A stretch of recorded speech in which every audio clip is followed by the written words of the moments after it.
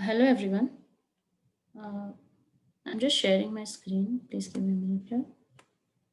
Yeah, I hope you should be able to see my screen now. Welcome everyone. Thank you for joining this session today. I'm Aparna and I'll be taking this session on Neo4j for today's session. This is mostly kind of a one-on-one introduction session to Neo4j as such, and following which we'll have other sessions where we dig deeper into what other complex things that we can do with a graph database. Meanwhile, we'll get started with what we have for the agenda today.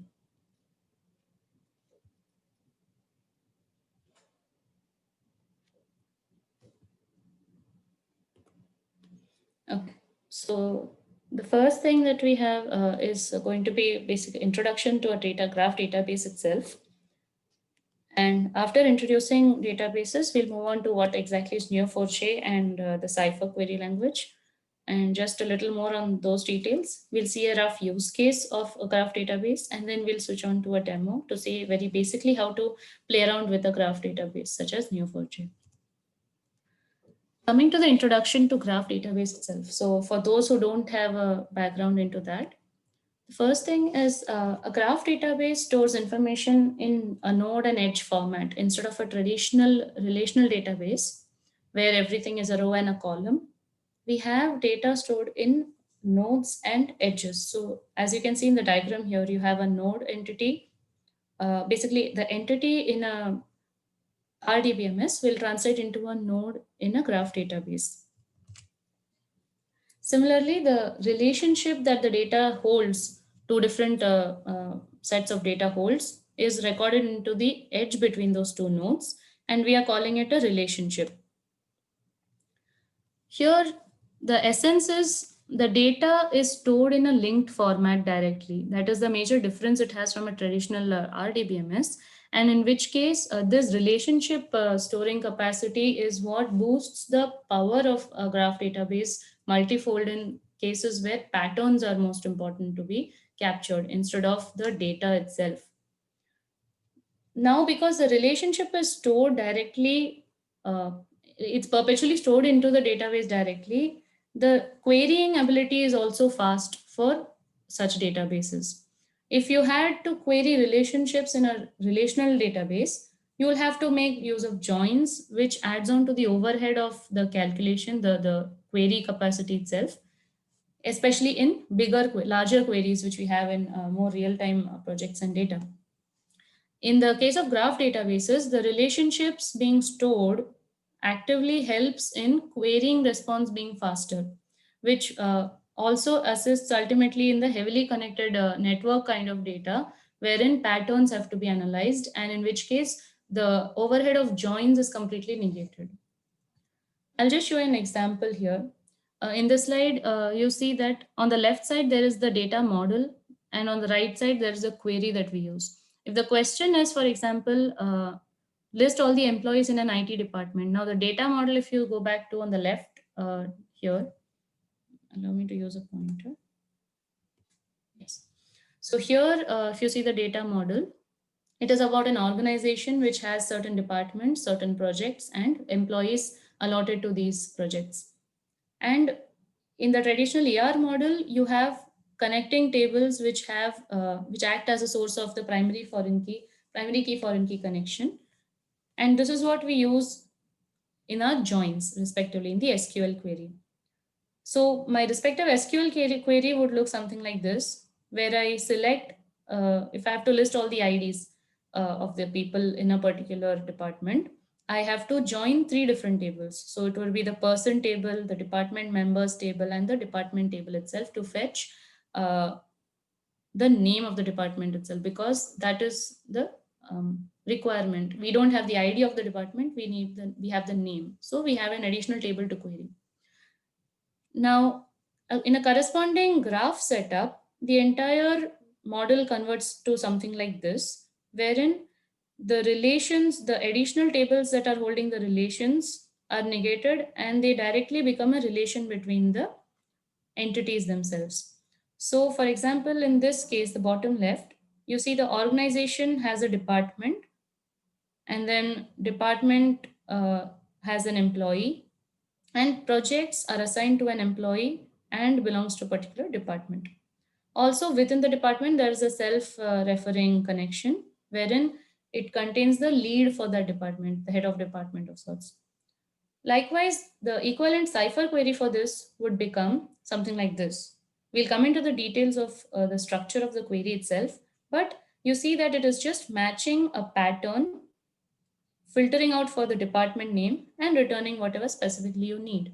So here the entire 3 lines of requirement required for joining is completely removed in this setup here. So that is the querying ability, not only the querying ability, but even the complexity of the query reduces multifold. Now coming to Neo4j as such. Neo4j is specifically a native graph database which was built up specifically to enhance these relationships present between data. So the like said earlier, the querying ability and the response time reduces. The querying ability increases, the response time reduces, and the complexity of the query itself also, the complexity reduces. Now we'll come to why specifically Neo4j. On the other hand, the querying language that we use for a graph database for Neo4j, we use something called a cipher query language. This was designed with Neo4j in mind. It is again very English-like. At the same time, it caters to the pattern matching requirement in such queries. Because we store data as a pattern, we need to query it as a pattern. And when I say pattern, it's not just a direct link that we're talking about, but instead an entire network of the entire data set. Now, how the situation was before and after Neo4j. Let's say, for example, a graph database had to be implemented, if implemented in Python, would look something similar. So there will be a variable called say graph, which will hold a dictionary of sorts for showing all the connections of each node with the final node. However, we're not able to maintain any additional properties for the relations here. I'm sorry, is somebody saying something?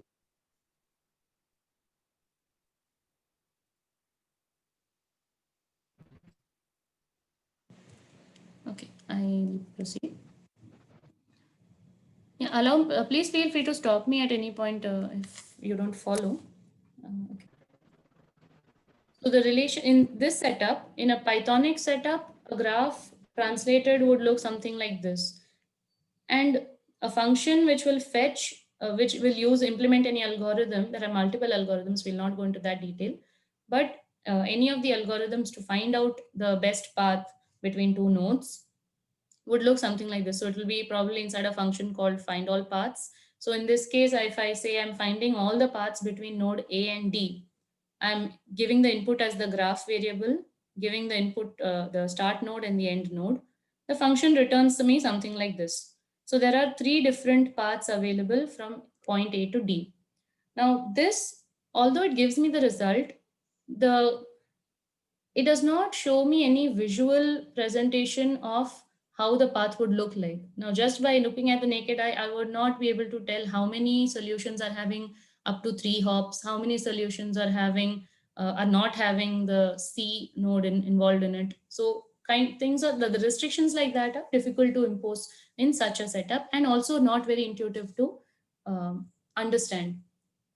Now, with the help of Neo4j, when you have a visual representation for this graph database, the entire thing looks simplified in this manner. And when it is visual, it is more impactful to the user using it. So your source graph would look if it looks something like this, and you want to find out the best, all the possible paths between A and D, the only query that you have to pass is the pattern that you require and return the solution. And that filters out the data for you and also visually represents it, and not just visually represent it, but also allows you to see the features within the nodes. We'll be seeing in the demo how we view the properties of the nodes and edges. But for now, the solution is not just provided to you, but also is also managed within the Neo4j environment itself, which also saves the computation overhead of translating something like this into a chart like this. So this is the benefit that was obtained after the presence of Neo4j, right? In detail, the benefits of a graph database are listed here. So the first thing was, as I explained earlier, the notation itself, right? The data, when it is stored in a tabular format, will not be able to capture all the connections between the data. So when you have to find a connection between two pieces of data or data points, you have to go through a lot of computation in the form of joins and maybe possibly even multiple filters. In case of graph database, it is allowing you to overcome that hurdle, that computation, additional computation, by saving the relationship itself into the graph database. So that is in the form of a direct pointer between the two nodes that are connected. There is nothing else that you have to query for the direct connection between them. Yes, if you had a next level of connection that goes on in the network, but that is also easily queryable, because we can also always provide patterns and not just one-to-one hop. The next benefit was the high read-write scalability. The fact that the data is stored in this method allows for even complex kind of data to be easily readable and writable, even if it is millions of data points in the data set. Even such large volumes are equally easily usable and queryable and fetches the result optimally. And that is a major benefit at the time of real time projects and querying for such requirements. That is the time the benefit of this is visible. We'll come to the detail of this point later. The next point here is about the schema as such. So the schema for the data that we store in the graph database is highly flexible. The model, if you look at a graph model, any graph model, we'll be looking at in our demo as well. Any graph model will be very similar to the logical model in itself. And in case you want to insert any new relation between two nodes, it is a straightforward thing to attack, and there is no additional um, confusion or any other kind of a problem that can occur while editing any particular node, because you're attacking that particular node directly. And in case of you want to add a common property across all the same type of nodes, even that is easily doable in this model. You can make those changes, you can edit, you can create, in fact you can even merge. It's you can even it's something similar to an upsert, maybe you can say, wherein you directly merge an existing node with a new change that you want to bring into it. You need not delete it first and then insert another one, or you need not go the approach wherein you can't reuse the node once created. That hurdle is not going to come up if you want to make an update in the schema in itself. The next is the query performance. When you have large volumes of data within Neo4j in a graph database, the query performance is highly increased because of the relationship being stored. Having said that, the larger the volume of data, the more you see the effect of this power. I wouldn't say that the time of query execution increases if the data is more. On the other hand, the benefit of executing a complex query, even on a large set of data in a graph database, is relatively lesser on this front. So that is how you see the real benefit of using a graph database in a pattern based data set. The next is, it is very simple to learn and grasp. It is very English like, it is very straightforward, and it just follows a very simple pattern in the query, which once you have it in your mind, you can just put it on the query itself. It is as simple as that. And you have a lot of other supporting functions as well, which assist in doing aggregations and visualizing and counting and whatnot.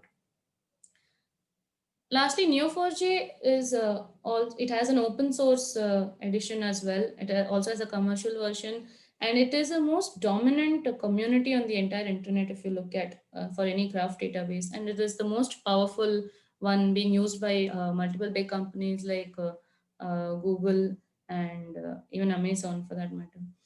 And based on all these benefits is what we will be seeing ahead in the use cases that will for where graph databases will be used. As a last pointer, again, I would like to mention that the speed, the optimal speed, when I'm talking about the speed of the query response being very high, it also implies that it requires that much of memory for operating at the best optimum speed. If your machine does not support that kind of a memory for the data set that it is allowed to hold, you may not see the benefit on your machine, but that does not restrict the actual power of Neo4j itself. If your memory capacity of the system is as best as it can be, that is when you can see the benefit of large data sets being worked upon and computed upon very easily with Neo4j. Another thing about Neo4j is that the drivers that support Neo4j for connecting with any other external application, you have multiple drivers. They all connect to the database using this BOLT protocol. The BOLT protocol is nothing but it's based on the TCP setup only. However, it uses on top of that, it uses an optional security layer which you can enable or disable as per your requirement. And this protocol helps in, it's a very light client server connecting protocol. So it is very effective while connecting to any such applications which use any of these languages.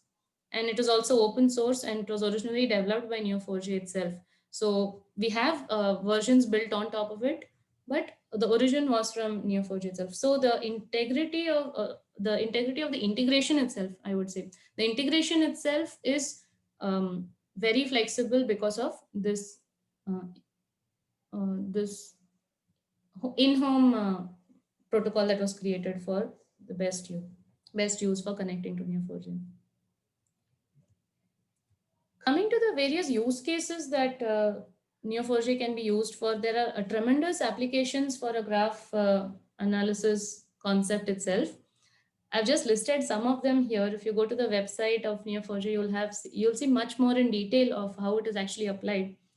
We have everything ranging from fraud detection. You have workflow processes, data lineage. That's uh, a very happening section of the entire domain, I would say, for graph analysis. Then you have bioinformatics. You have knowledge discovery. So the point of Neo4j graphs is that it uses it reveals all unseen patterns in the database.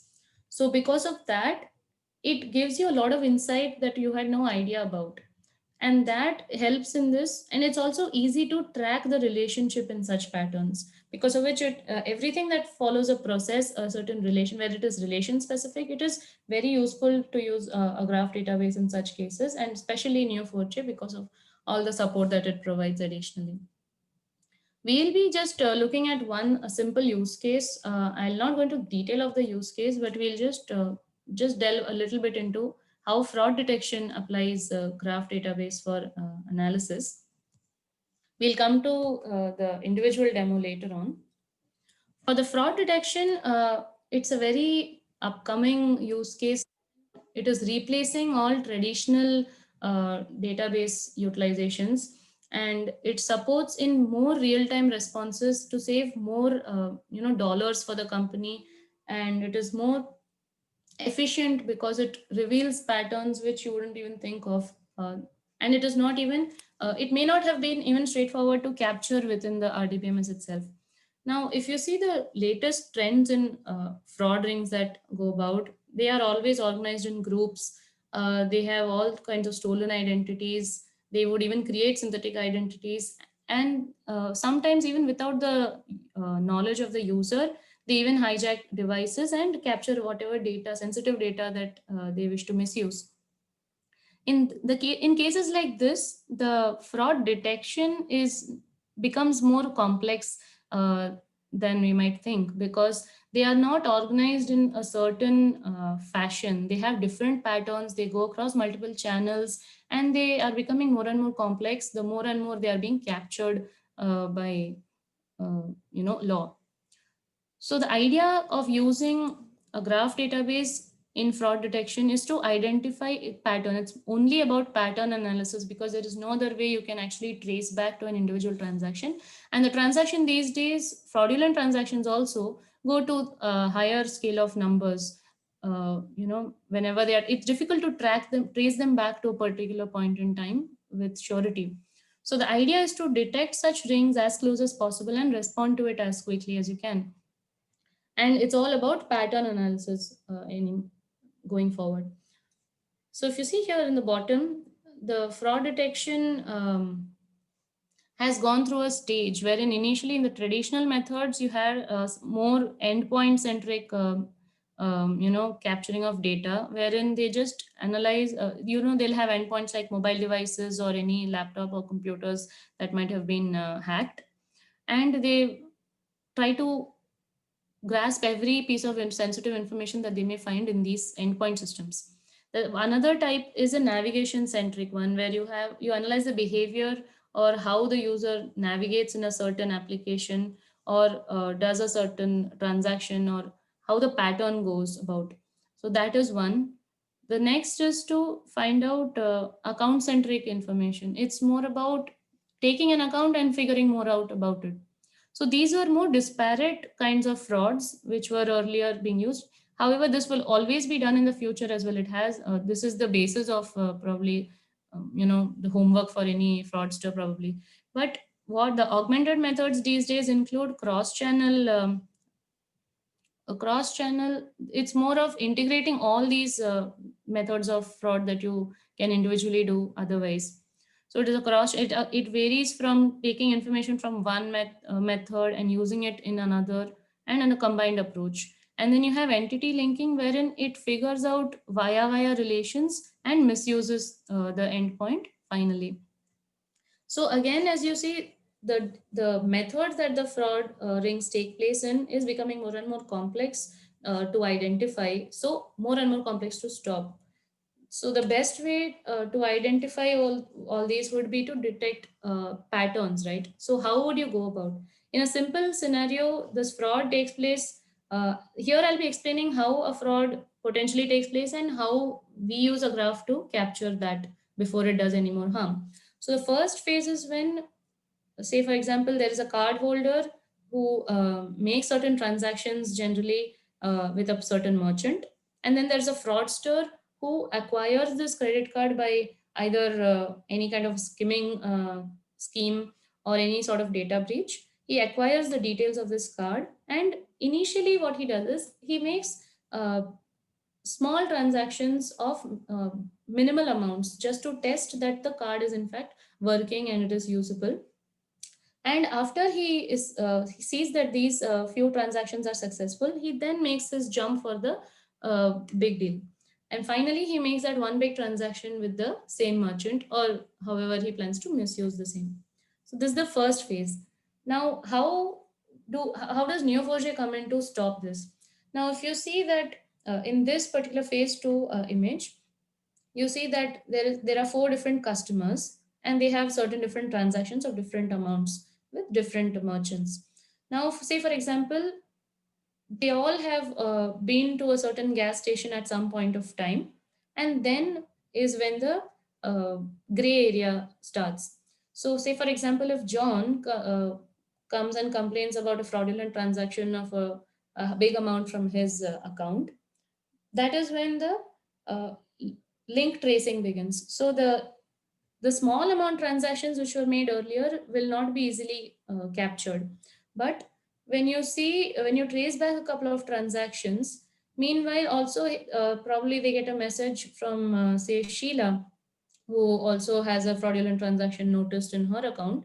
They have all such multiple incidents of claiming, and they all merge into a certain point of time wherein all these cards were present at a gas station, or all these cards were used for some purchase at the gas station. And when they look into a certain window of time within for this merchant, the transactions to this gas station within a particular time, they see that all of these cards that were probably swiped from have certain they have a common transaction made at the gas station, or the fact that they went to the gas station, probably some data breach happened, some skimming happened, because of which the card details were all swiped. So using such multiple inputs from the customers and the transactions following these patterns, it all comes to the fact that, okay, probably everybody's card was somehow hacked during their presence in the gas station in this particular time window. So that narrows down the possibility of how the breach would have happened, how the hack would have happened. And in this way, you build upon in this method to identify such fraud rings, and not just in case of such transactions, even say, for example, in insurance fraud, even in this is just credit card fraud. Here you can have insurance frauds, you have separate rings, you have e-commerce fraud. So you have this entire setups which are easily at least shortlisted, if not pointed out sooner. They are shortlisted soon enough for they buy us time to understand more on these rings and work ahead on the law part of it. So this is how you have the this is how we saw one use case of applying a graph database for some special cases, especially like fraud detection. So once it helps here, you see the benefit of how it helps in save not only saving time but multiple dollars for multiple people, and how its benefit shows up in a very a very complicated fact, a very complicated insight is achieved quite sooner using this, because if it was for relational databases, it wouldn't have been so easy to capture. If it was a graph database which was not having a visualization, it wouldn't have been so easy to be captured in this format. Now we'll just come to a demo wherein we'll come to a very basic use case. I'll just yeah First up, I like to show how the console looks like. This is the basic Neo4j browser. So you have multiple solutions where you have a Neo4j desktop, you have a Neo4j browser. There is another sandbox available where you have preset data, prefix data sets to play around with. I'm here, I'm using Neo4j browser. And here you see here is a place where you run your query, and each query shows the result in respective windows as you come down. Now, probably I'll just show you the schema first. Okay, this is the Neo4j browser, first of all, is available for free download. This is the community edition that I've taken up. It is available for free download from the website itself. Once you install it, all you have to do is go to the home for this particular installation, and you just run the command called Neo4j console. So it just automatically starts the connection. The Bolt protocol is enabled, and then the server is started. Once you connect here, first thing you want to see is the schema probably. So you can run something like this. So this function that you see called db.schema.visualization, it is an inbuilt procedure, and there are many such procedures which provide for all over-the-top complex queries or the aggregations or any metadata kind of responses that you need from the data set. Now here DB schema visualization shows you an overall schema of what the data structure will look like implemented. This is not the entire data set, but just the schema. However, the data set itself will also look something pretty similar to this. You'll be seeing probably in the next query. Now here you see it is all color coded. Each node, each type of node maintains a color. Now, a country node. Now, this data set that I'm using is from the Yelp open source data set, which was which was shared across on Kaggle through that open source data set challenge. However, I'm using just a subset of the data for for quickly showing you the. In fact, for uploading as well, it will show. I'll show you how to upload the data set here. It assists in it shows up all the reviews for various businesses, and our intention here is to see how we can analyze what kind of analysis can we start with and play around with to know what all we can do with such a data set. Now the schema for the user reviews is nothing but there is a user present. He has certain, the user node has some properties which you can see at the bottom here. It'll come up on this bar. And then you have the connection to a review node, which contains a review that the user gave. The link between these two nodes is called rote in this case. And similarly, you have all these connections between all the nodes. You have geographic information like city, area, country. You have the business category, which says whether it was a hotel or a medical supplies business or anything of that sort. And then you have a business itself, the business for which the review was written. So this is the smallest minimal data set that you can find about Yelp. About getting this data set in place, before I just show you, sorry.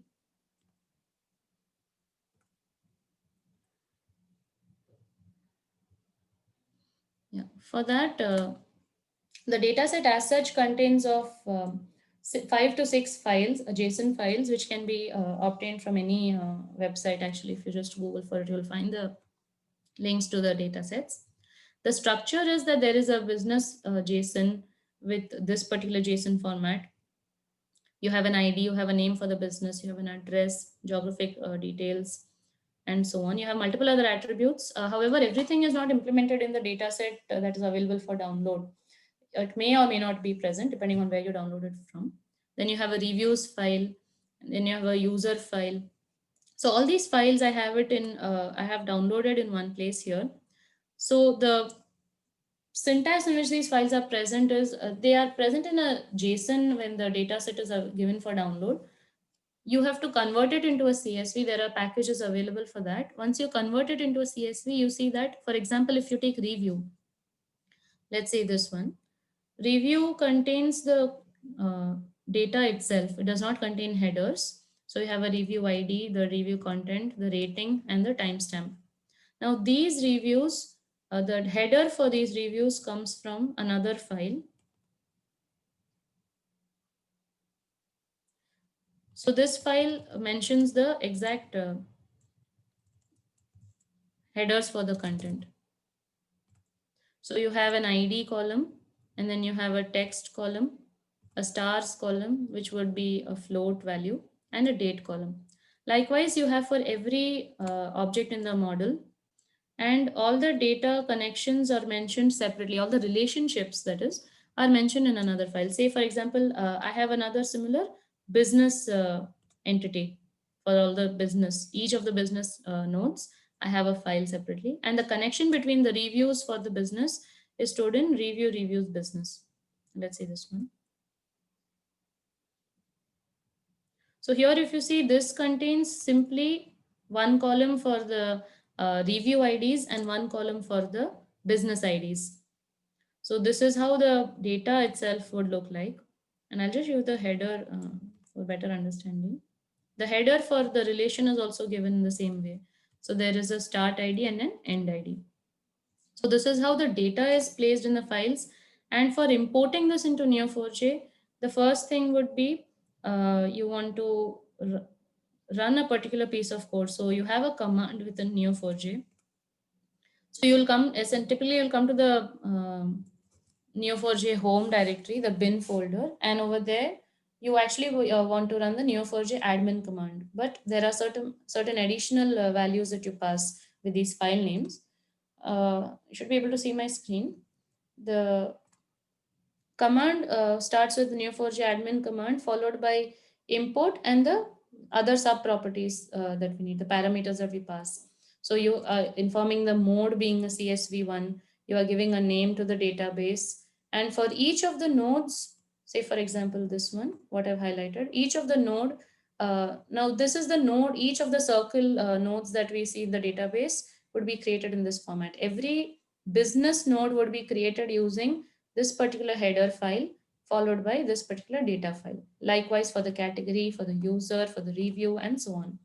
Similarly, for the relationships, you have another set of parameters wherein you mention the category, the relationship name itself, and then followed by the header file for that particular relation where the data is to come from, followed by the data itself. So likewise, you mention all the parameters and some additional ones for what to do in case of any errors occurring, missing nodes and such. Once you run this command, you come to the home directory and run the command.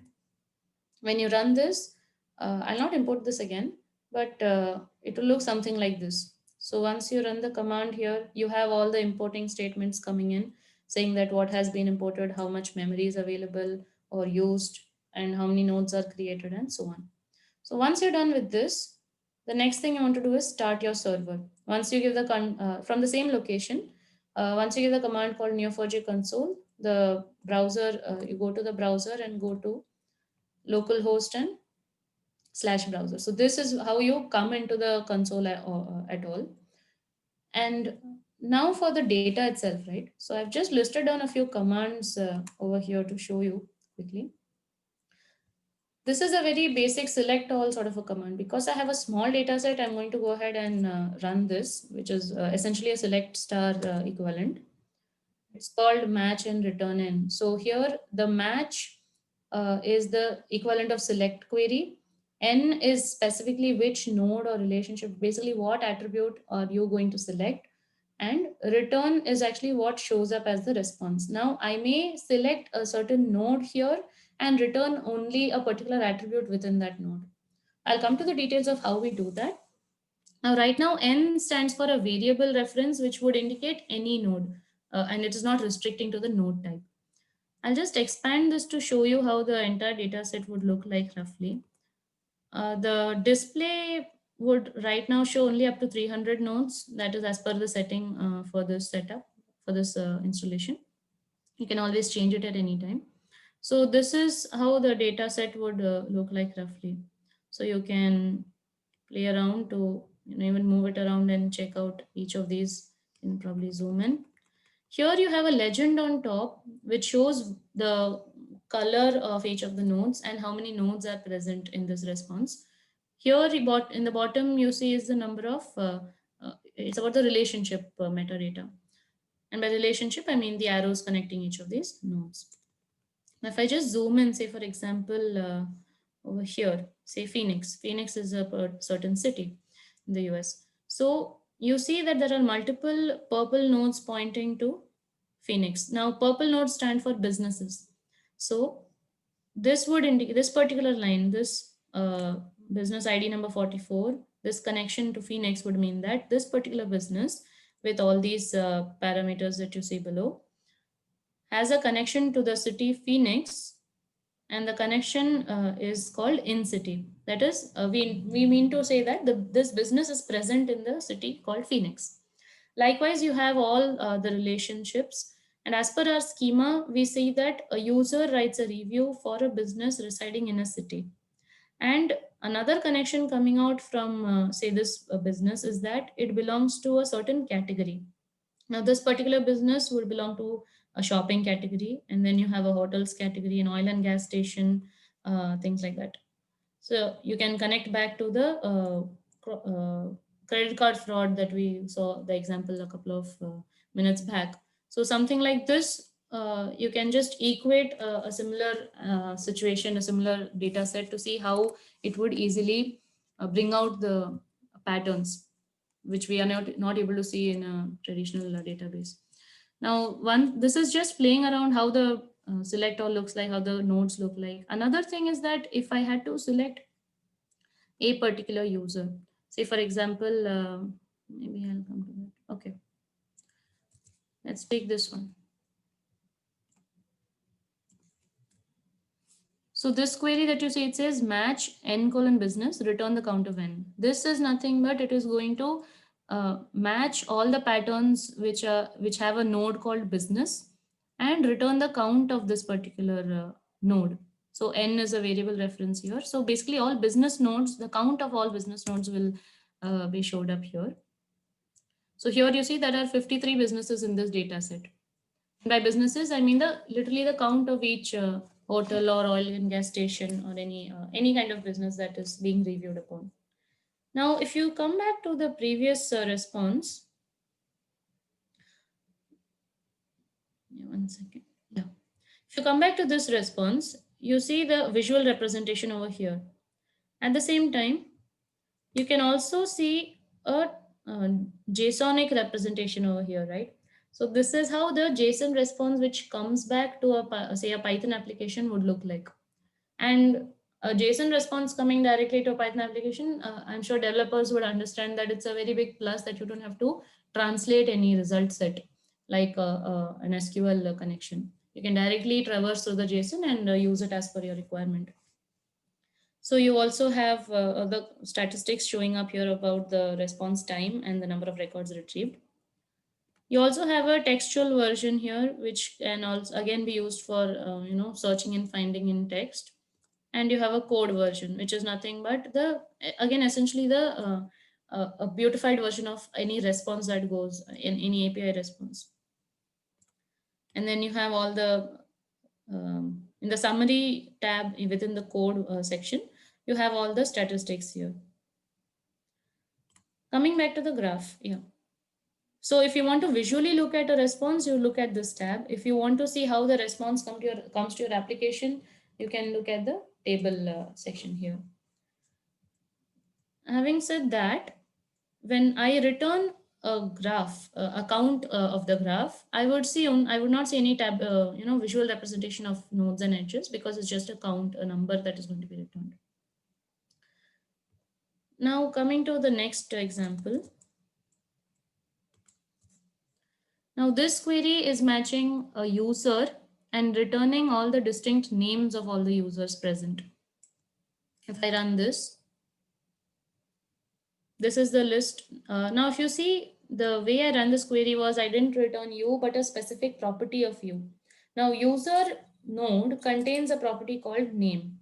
If you want, I'll just scroll down and just remind.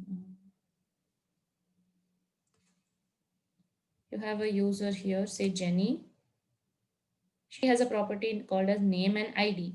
And this ID that you see is the kind of a UUID within Graph Neo4j itself. This ID is more like a property that we have assigned for this particular node. The first ID, the UUID, is more internal to Neo4j itself. There is a separate way to access that ID as well. We'll come to that later. So matching a user and finding out distinct names for that user this is how. So it's nothing but a dot reference.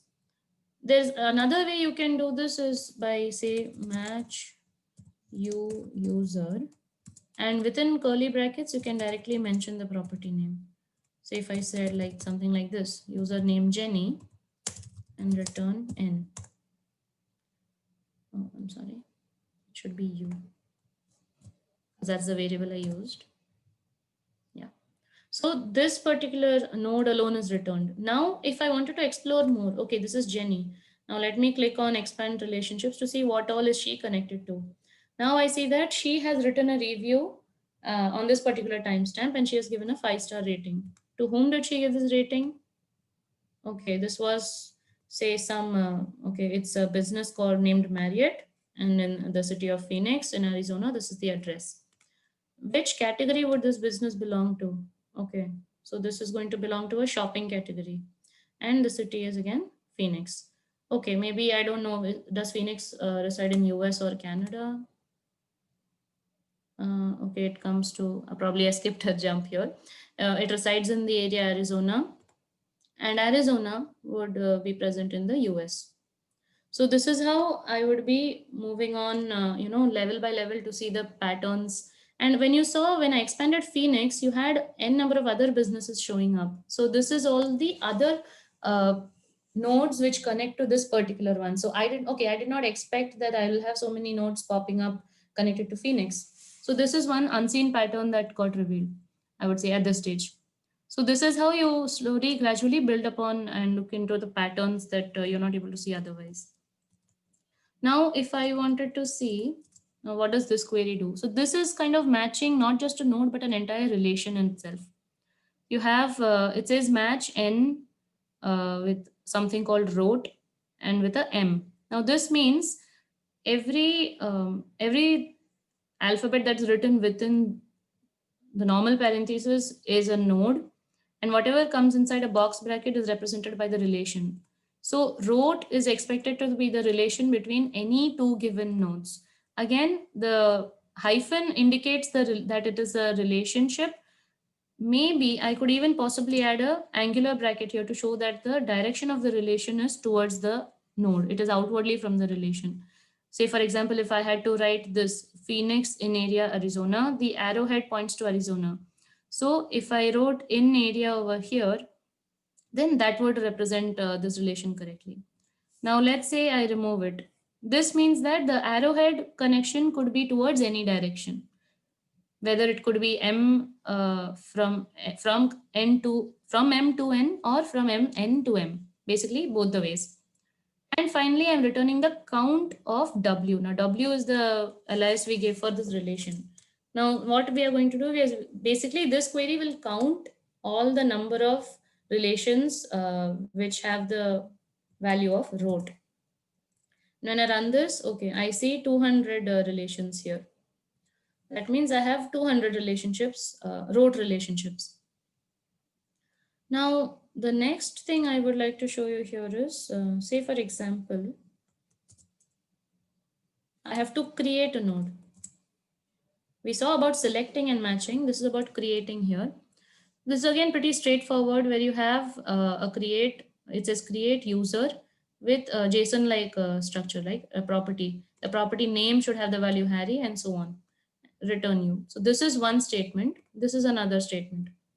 Now, if you'd notice, I've given the same name but different IDs, in which case also this query will run. Even if I gave the same number ID itself, also these two will run separately and create two different nodes.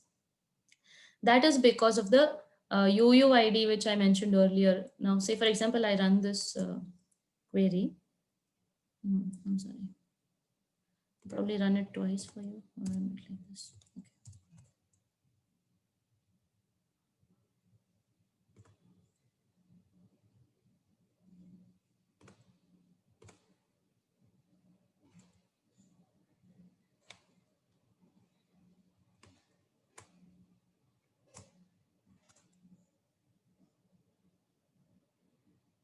Yes. Now you see both statements have been run. So now if the green tick shows that it is successful here. Now if I queried for match user, okay, I'll show you another name to put a filter where u.name equals Harry, return u. So this should ideally show me, okay, the two nodes I had created earlier, the two of these created now. You see the ID 3861 and you have 3860. So these were created recently. So each of the, although the properties are all same, you still have the ID value, which is all different for each of the nodes. Likewise, you can run a number of queries to see all the different kinds of analysis that you can do. This is all with respect to Neo4j itself. Now, if I wanted to run the queries from this Python notebook itself, I have to just import the packages specifically for that. I'll probably be sharing these codes across. So once you import the Neo4j package, you just have to connect to the driver with the connection properties. Once I run that, you can even directly connect from here. So what you see here is nothing but a variable setup, and through the driver session, it loops through all the labels. Now call db.labels is a procedure which returns all the labels present in this data set. And so you can loop through them, and for each of the labels, you are able to run this particular query. It says match label and return the count as count itself.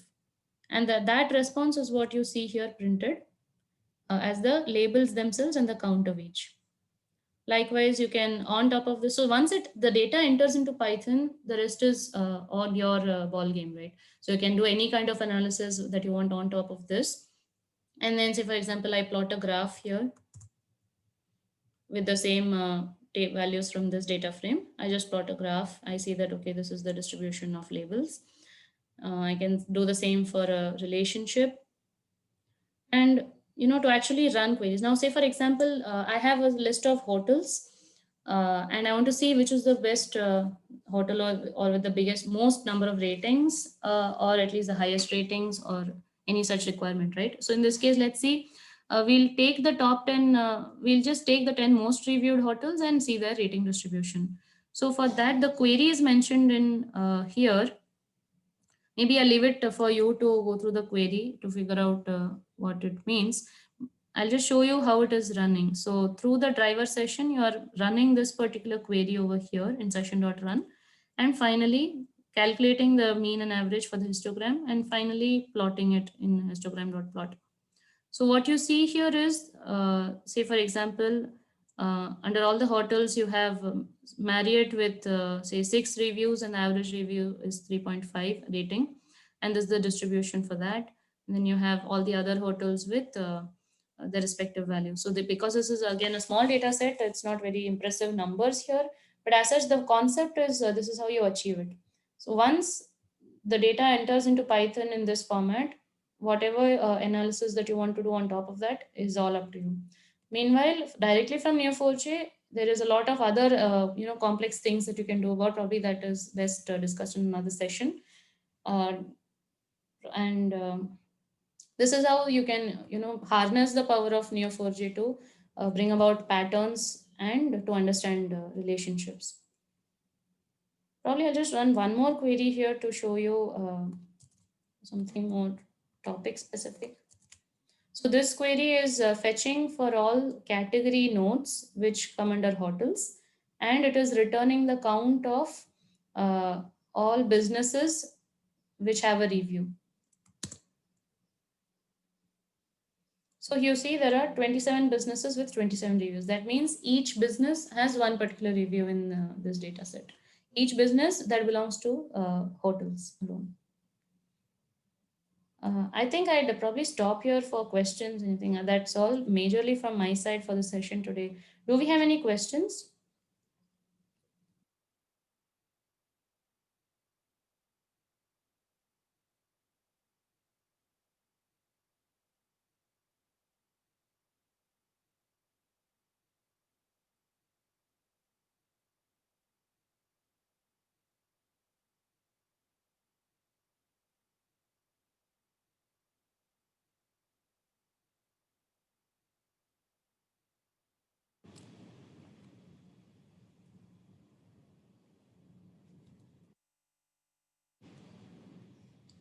Am I audible? Sorry. No, Aparna, we are clear. Okay, that's cool.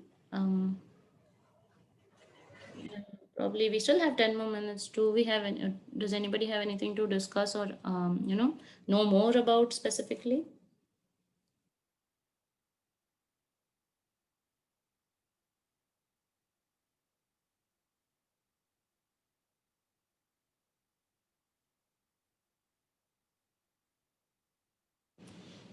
Okay, if we're all set, then probably I'll just end the session here. Just checking, and anybody, any questions?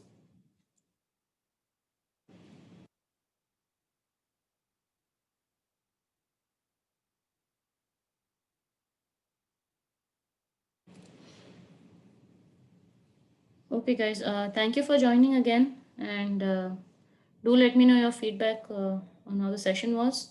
And again, thanks a lot for joining. I hope the session was useful for everyone. Thank you. Thanks a lot. It was very nice. Yeah. Thanks a lot. It was very useful.